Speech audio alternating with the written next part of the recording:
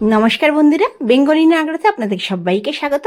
আজ আমি বানাবো একটা আলুর রেসিপি, যেইটা বিকালবেলা চায়ের সাথে আপনাদের খেতে দারুণ লাগবে, কিংবা আপনারা লোকজন এলে আপনারা এটা খুব সহজেই বানিয়ে ফেলতে পারেন, কিংবা ব্রেকফাস্টেও খেতে পারেন। কখনো মনে হলো আজকে একটু হালকা খাবো, এইটা বানিয়ে খেতে পারেন। দারুণ রেসিপি, একবার বানিয়ে অবশ্যই দেখতে পারেন। ছোট বড় সবার ভাল লাগবে। খুব ইজি রেসিপি এবং ভীষণ স্বাস্থ্যকর।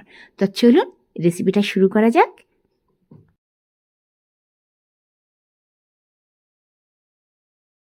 প্রথমে আমি 4টে আলু সেদ্ধ করে নিয়েছি। আপনারা কম বেশি করতে পারেন, 4টে জায়গায় 5টাও আলু নিতে পারেন। আচ্ছা, নুন দিয়ে প্রথমে আমি সেদ্ধ করে নিয়েছি। এতে আমি একটা পেঁয়াজ ছোটো ছোটো করে কুচিয়ে দিয়ে দিলাম। আপনারা পেঁয়াজের পরিমাণ একটু বেশি দিতে পারেন, আমি একটা বড় ছোটো সাইজে পেঁয়াজ দিয়েছি। আচ্ছা, 4-5টা কাঁচা লঙ্কা কুচিয়ে দিয়ে দিয়েছি। আচ্ছা, একটা টমেটো কুচিয়ে নিয়েছি। আপনাদের পছন্দ না হলে টমেটো স্কিপ করতে পারেন, কিন্তু যা যা বলছি সেগুলো পুরো দেবেন, দারুণ লাগবে খেতে। আচ্ছা, একটু ধনে পাতাটা বেশি হলে ভীষণ ভালো হয়, ধনে পাতা কুচি দিয়ে দিলাম। আচ্ছা, আপনারা এর মধ্যে একটু কারি পাতাও দিতে পারেন। আচ্ছা, এটাকে হেলদি বানানোর জন্য আমি 2 চামচ বেসন দেব আর 2 চামচ আটা দেব। আপনারা কিন্তু আটার বদলে কর্নফ্লোরও দিতে পারেন 2 চামচ, কিন্তু আটাটা দেবেন, ভীষণ স্বাস্থ্যকর। আর বেসন দেবেন 2 চামচ আটা, 2 চামচ বেসন। আপনারা আলু যদি বেশি দেন তাহলে ওইটা 1 চামচ বাড়িয়ে দেবেন। হাফ চামচ দেব জিরা, হাফ চামচ দেব আজওয়ান। অবশ্যই আজওয়ান মানে জোয়ান, আমাদের এখানে আজওয়ান বলে, জোয়ান। হাফ চামচ অবশ্যই জোয়ান দেবেন, জোয়ান আমাদের হজমের ভীষণ সাহায্য করে। আর জিরার ফ্লেভারটা ভীষণ, জিরাও আমাদের হজমে সাহায্য করে। আচ্ছা, এর মধ্যে আমি দেব হলদি পাউডার হাফ চামচ, কাশ্মীরি মির্চ, আর এর মধ্যে দেব আপনার নুন স্বাদ অনুসার, মানে হাফ চামচ আমি নুন দিয়েছি, হাফ চামচ কাশ্মীরি মির্চ, হাফ চামচ হলদি পাউডার।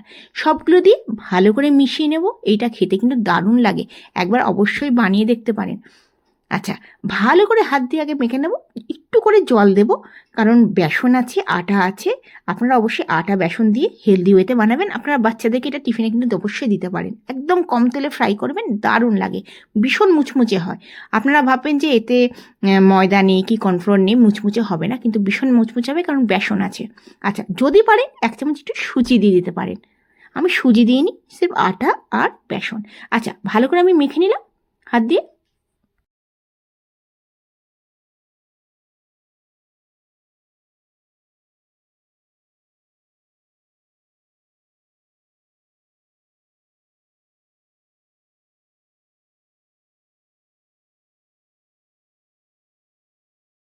এই ব্যাটারটা খুব একটা ঘন হবে না, একটু হালকা পাতলা হবে। দেখুন,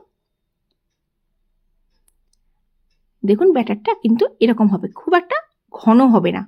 আচ্ছা, আমি এবার ননস্টিকের তাওয়া নিয়ে নিয়েছি। ওতে 4 চামচ আমি সর্ষের তেল দিয়ে দিয়েছি। তেলটা কিন্তু একদম কম দিয়েছি। আপনারা চাইলে কড়াইতে বেশি করে তেল দিয়ে ডিপ ফ্রাই করতে পারেন, কিন্তু আমি এটা ডিপ ফ্রাই করবো না, একদম অল্প তেলেতে আমি একদম হালকা ভেজে নেব। দেখুন, গ্যাসের ফ্লেম কিন্তু আমি লো করে দিয়েছি। আচ্ছা, এবার আমি দিয়ে দেবো। আর একটু বড় বড় আপনারা দিতে পারেন, গোল শেপেও আপনারা দিতে পারেন, আমি একটু লম্বা শেপে দেবো। এটা দেওয়ার পরে একটু চামচ দিয়ে আমি একটুখানি একটুখানি চ্যাপটা করে দেবো। দেখুন, দেখতে বেশ সুন্দর লাগে। একবার অবশ্যই বানিয়ে দেখবেন, দারুণ লাগবে খেতে। খুব ঝটপট তৈরি হয়ে যায়, লোকজন এলে আপনারা ফটাফট এটা বানাতে পারেন। আর যদি আলু অনেক সময় আমাদের ঘরেতে বেঁচে যায়, আলু সেদ্ধ করে রেখে দেওয়া আছে, আপনারা কিন্তু এই রেসিপিটা বানিয়ে দেখতে পারেন, ভীষণ ভালো লাগবে। চটজলদি মানে তৈরি হয়ে যায়। ধনে পাতাটা একটু বেশি করে দিলে ভীষণের ভালো স্বাদ আসে। আচ্ছা, আমি সব দিয়ে দেবো, অল্প অল্প করে ছোটো ছোটো করে আমি দিয়ে দেবো।